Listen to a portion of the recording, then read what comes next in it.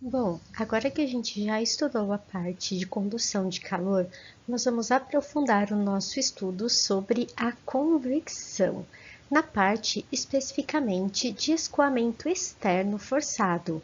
E aí nós vamos introduzir um novo conceito que é o número de Nusselt. Nós vimos lá na nossa segunda aula que o cálculo de fluxo de calor por convecção é calculado pela lei de resfriamento de Newton, que diz para gente que o fluxo de calor é proporcional ao coeficiente de transferência de calor por convecção, a área de troca e a diferença de temperatura da superfície e do meio fluido, seja ele líquido ou gasoso. Vocês sabem qual que é a dificuldade que a gente tem nessa equação? Porque aparentemente ela é simples. É determinar o valor de H. Todos os exercícios que nós fizemos até agora, esse valor foi dado. Mas se a gente está no nosso dia a dia, a gente não tem esse valor. E como é que a gente pode calcular? Como eu falei para vocês, agora nós vamos introduzir um novo conceito, que é o número de Nusselt. O que ele significa? Ele significa a razão do fluxo por convecção sobre o fluxo por condução. Vocês lembram que eu mostrei para vocês que aqui, quando a gente tem uma placa plana e aqui em cima passa o escoamento, a gente teria nessa parte onde a velocidade seria nula a troca da placa para o meio por condução? Nós estamos falando de uma situação como essa. Se a gente for cancelar o que é igual, que é o ΔH, nós temos a equação simplificada, que é o coeficiente convectivo vezes o L, que é uma dimensão característica, que eu já vou falar para vocês, dividido pelo coeficiente de condutividade térmica, que nós temos aqui. O ΔT que nós vimos aqui é a diferença da temperatura entre a parede e o fluido, né, longe dessa superfície, aquela que a gente tem lá no meio do escoamento, que não passa pelaquela camada que a gente estudou na outra semana. Podem se perguntar, cadê a área? Esse número, ele seria um número genérico, então seria como se fosse o fluxo de convecção e de condução por área. Elas já estariam incluídas ali, ou elas seriam anuladas nessa equação também.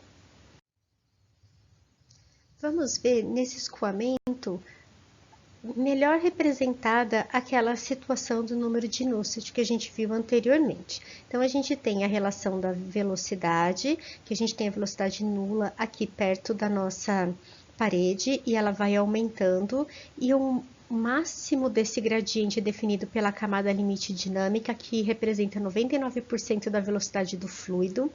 E nós temos também a temperatura sendo maior perto aqui da nossa placa, justamente porque a velocidade é próxima de zero, com um gradiente onde esse valor máximo desse gradiente que a gente vai ter vai ser a camada limite térmica, que representa a razão entre a diferença de temperatura igual também a 99%.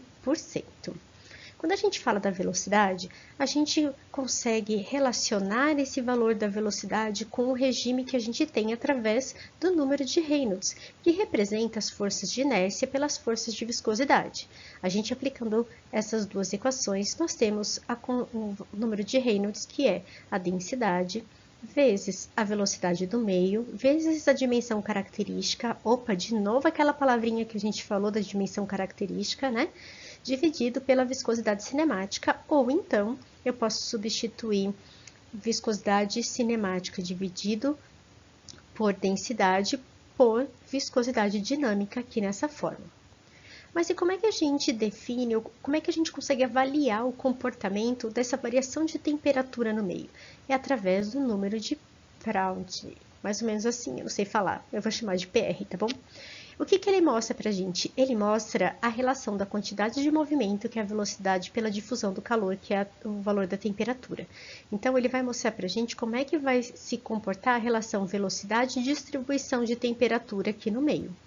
E a fórmula dele vai ser viscosidade cinemática vezes o calor específico dividido pela condutividade que a gente tem, ou a viscosidade dinâmica dividido pela difusividade térmica. Vamos analisar um pouco mais profundamente o número de Proudhon, que seria a razão, então, da velocidade pela temperatura. Existem alguns tipos de materiais, como por exemplo os óleos viscosos, que é muito difícil a difusividade de calor dentro dele, então o campo da velocidade acaba se desenvolvendo muito mais rapidamente do que a difusão do calor. Nesse caso, a gente tem o prazo muito maior do que 1. Existem casos, por exemplo, os metais líquidos, que ele tem uma capacidade de difusão muito maior do que a velocidade de escoamento dele. Então, o prazo é muito menor do que 1. E quando ele for próximo a 1, quer dizer que nós temos o campo da velocidade e o campo da temperatura se desenvolvendo muito parecido.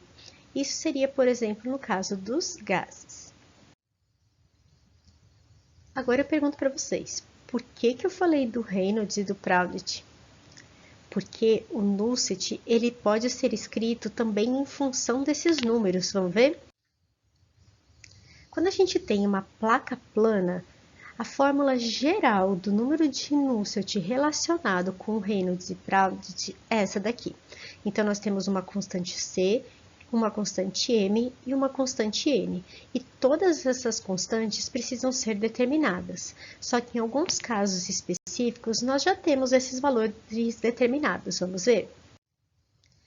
Por exemplo, quando a gente tem convecção forçada sobre placa isotérmica, nós temos 3 situações do número de Nusselt que pode ser calculada.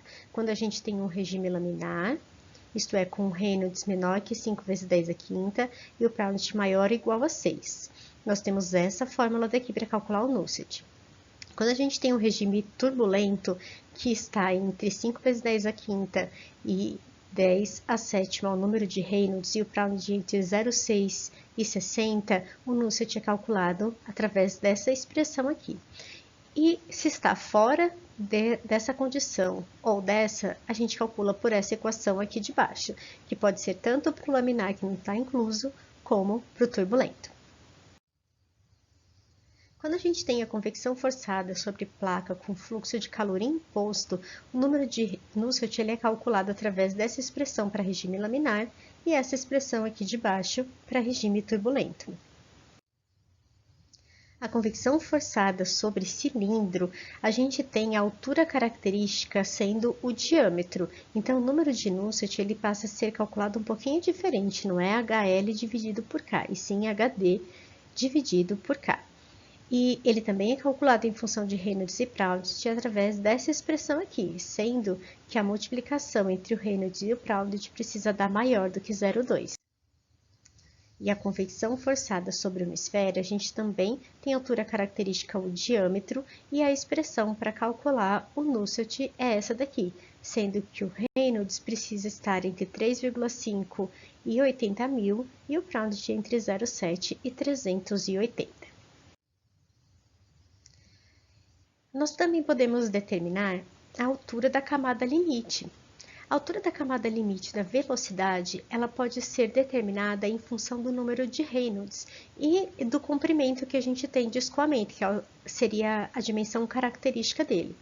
E da camada limite da temperatura, ela pode ser determinada através da razão da altura da camada limite de velocidade, pela altura da camada limite de temperatura e em função do Proudit. Então, na verdade, o da camada limite da temperatura, ela vai estar tanto incluído o Reynolds como o Proudit. E aí, nós temos como calcular a partir de 99% da velocidade ou da razão de temperatura ou através dessa equação. Assim como no Nusselt que nós temos duas equações para calcular, através do H e através da relação entre o Reynolds e o Proudit. Então, fazendo todas essas correlações, a gente consegue determinar aquilo que é faltante para o nosso processo. Agora, eu espero vocês em sala para que a gente possa desenvolver bastantes exercícios.